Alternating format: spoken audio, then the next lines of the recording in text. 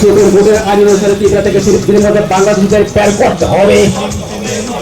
Supreme কোর্টের আইন মোতাবেক ত্রিপুরা থেকে 30 দিনের মধ্যে বাংলাদেশিদের বের করতে হবে, নাইলে সংগ্রাম, নাইলে আন্দোলন, নাইলে সংগ্রাম, নাইলে আন্দোলন, নাইলে আন্দোলন। সুপ্রিম কোর্টের আইন মেনে 30 দিনের মধ্যে ত্রিপুরা থেকে বাংলাদেশিদের বের করতে হবে।